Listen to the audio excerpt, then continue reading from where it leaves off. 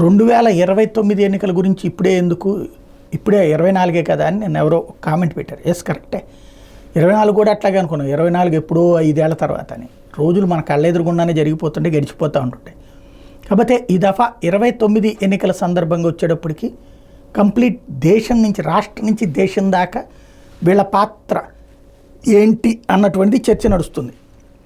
సోనియా గాంధీ గారికి క్రియాశీలకంగా ఉండే పరిస్థితి ఇప్పటికే తగ్గింది, రాజ్యసభ ఇచ్చారు. అందుకని ఆమె లేని రాహుల్ గాంధీ నేతృత్వంలోని పార్టీగానే అది నడవబోతోంది. ఇది ఫెచ్చింగా నష్టం అనేది చూడాలి. మోడీ అప్పటికి వయసు ఎక్కువగానే ఉంటుంది, సేమ్ టైం 77కి వస్తారు అప్పటికి. అదే సందర్భంలో ఆయన కంటిన్యూ అవుతారా అంటే ఇదివరకైతే కనుక కాదనుకున్నారు, కానీ మొన్న చెప్పేశారు కదా తను కంటిన్యూ అవుతానని. కాబట్టి మోడీ అయితే తన విధానం కొనసాగిస్తారు.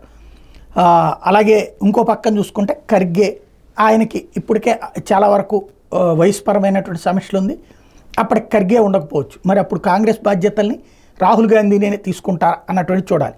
చంద్రబాబు గారు తెలుగుదేశాన్ని తనే నడిపిస్తూ ముఖ్యమంత్రిగా లోకేష్ని పెట్టి నడిపిస్తారా, లేకపోతే లోకేష్ నాయకత్వాన్ని, అంటే లోకేష్కి పూర్తిగా పార్టీని అప్పచెప్పి గెలుపు బాధ్యతలంతా తన చేతిలో పెట్టి నడిపిస్తారా, తెలుగుదేశాన్ని నడిపించేటటువంటి బాధ్యత అన్నటువంటిది చూడాలి.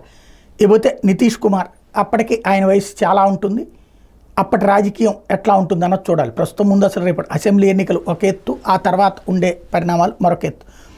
అలాగే లాలూ ప్రసాద్ యాదవ్, ఇప్పటికే తేజస్వి యాదవ్ వారసుడు సిద్ధమైపోయాడు కాబట్టి తనకి ప్రాబ్లం లేదు. కాకపోతే లాలూ ప్రసాద్ యాదవ్ రాజకీయం ఇక ఆ పైన చేయగలుగుతారంటే తను బతికున్నంత వరకు అయితే చేయగలుగుతారు.